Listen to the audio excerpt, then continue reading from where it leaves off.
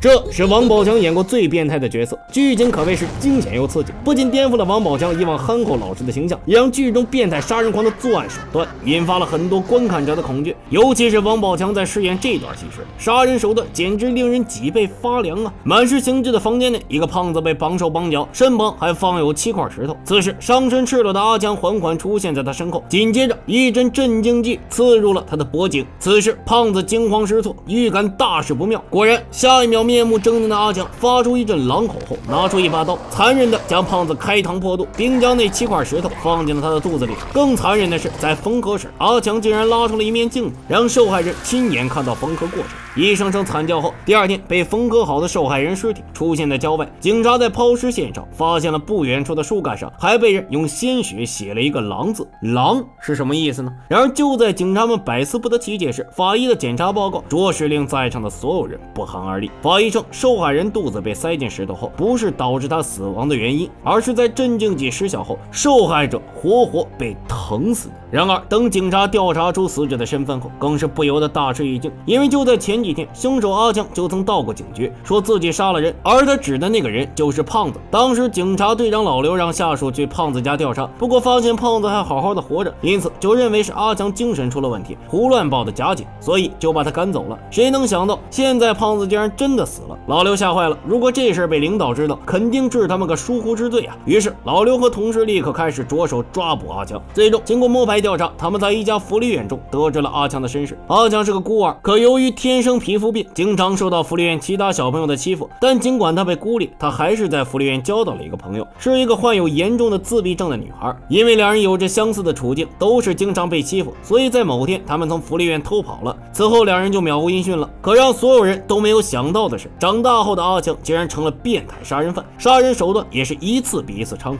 而很快他又开始出来杀人了，但这一次他竟然将一个浑身赤裸的长发女人活生生的推进焚化炉内，烧成了焦尸。不仅如此，阿强还偷偷将焦尸藏进了商场演出的魔术箱内。只是瞬间，商场内看演出的人被吓得四散而逃。而在慌乱的人群中，老刘似乎看到了身穿兔子玩偶的阿强。很快警察封锁了现场，然而在寻找蛛丝马迹时，老刘发现白色的地板上有种特殊的夜光颜料，他立刻让下属关掉所有的灯光。果然，等他上到2楼向下查看，地面上一个扎眼的狼字赫然出现，又是一个狼字，这到底是什么意思？老刘实在想不通。但很快警察们在调查2名死者之间是否有关联时，还真的就有了新的发现。2名死者曾在同一家福利院就职过，再加上第一个受害人胖子的身份是一家精神病院的院长，老刘总感觉这其中有什么联系，于是他立刻带人前去调查胖子的人际关系。最终在工作人员的指引下，他们得知了一个重要线索，那就是精神病院2天前失踪了一个女人。女人是个严重的自闭症患者，每天只会躲在房间里画画，而且见到胖子院长就发疯似的要咬他。看着眼前诡异的画，老刘总感觉画面的内容似乎在表达些什么，于是就将其余的画纸全部带走了。说来也巧了，老刘的儿子也同样是一名自闭症患者。就在老刘一筹莫展之际，妻子突然叫他去看看儿子，结果老刘走进房间一看，儿子竟然将画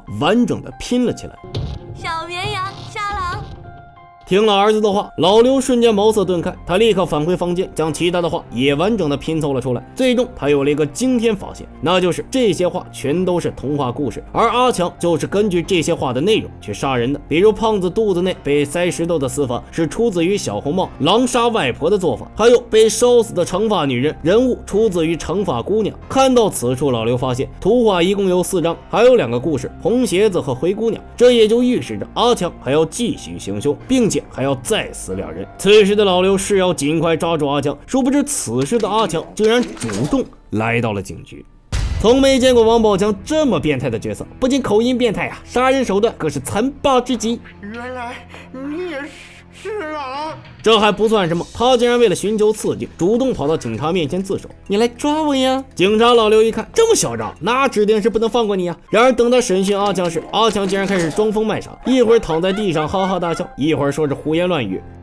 你想知道真相，就自己去努力。这给老刘差点没气成老六了。恰好此时领导来了，以为老刘他们动用私刑，这种行为可是严重影响警局形象啊。于是领导发言啊，如果没有实质性证据证明是阿强杀的人，过了扣押的时间就把他放了啊。没办法呀，老刘他们还真没在现场找到阿强就是杀人凶手的实质性证据，最终只能放走了他。结果第二天，警察找到阿强的家，果然戏剧性的一幕出现了，只见一个穿着红鞋子被绑在机器上不断跳舞的尸体赫然出现在阿强家中，这太嚣张了，竟然在家里藏尸体，而是死者的死法还如此残忍，就像是红鞋子中剧情，舞女不断跳舞，最终力竭而死。老刘觉得不能再坐以待毙下去了，如果按照之前拼出来的画来看，还剩一个灰姑娘对应的人没有被阿强杀死。很快，经过和前3名死者身份信息的对比和过往入职经验的研究，老刘最终还是找到了这位幸存儿，这是一名女律师。在得知老刘是来调查他曾经在福利院工作过的经历时，顿时没了好脸色。老刘猜测这里面一定有隐情，不然阿强所杀的人不能这么想，都曾在一家福利院就职过。可是看女律师油盐不进，还有送客的架势，老刘只能好心提醒他，阿强最近在杀人，而且下一个目标很可能就是你。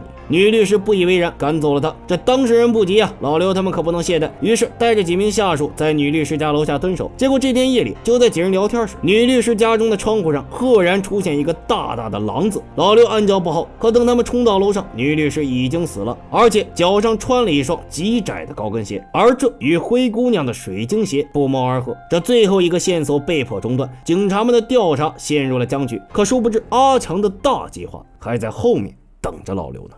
你看看，我为了你把最后一只狼给消灭掉。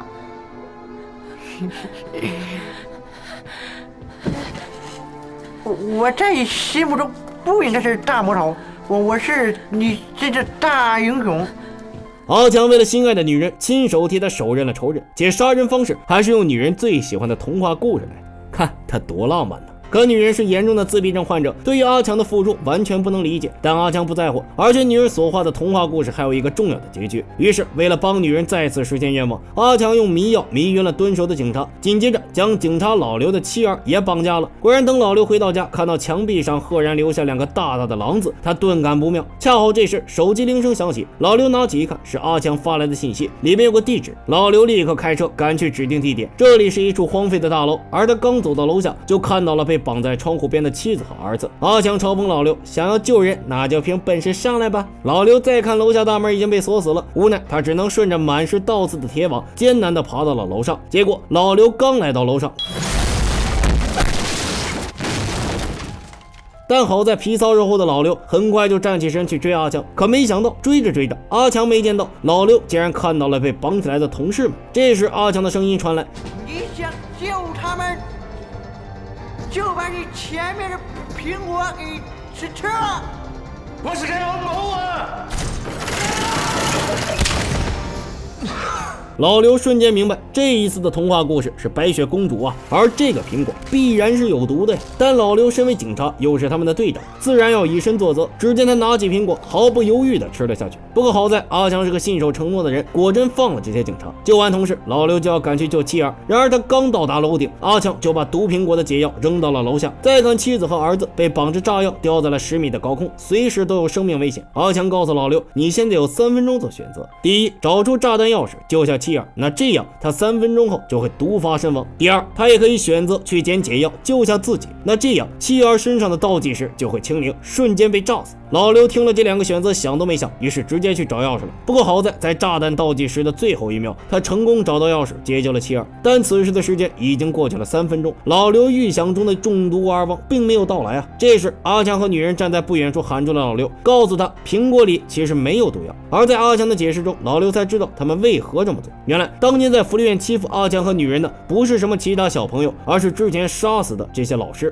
他们用各种冠冕堂皇的理由折磨阿强2人，导致女人流留下了深深的阴影，所以创作的话才这么阴暗。后来两人靠乞讨为生，生活十分窘迫。再后来，女人被当作精神病关进了胖子的精神病院，最近2天才被阿强救出来。而阿强也是因为喜欢女人，才会选择根据女人所画的童话故事来杀人，并将这些欺负过他们的恶人称作为狼。而他们之所以放过老刘，是因为老刘曾经救助过他们，哪怕只是一个小小的善举，都被两人记在了心里。而此时的他们是要用自己的命，让做了好事的老刘成为最后的大英雄，独享这份抓住凶手的荣誉。最终在熊熊大火中，阿强和女人死了，而老刘也因为此事事业和家庭都变得更加美好了。影片到此结束。说实话呀，宝强演变态，眼神还挺得劲儿的。Goodbye everyone。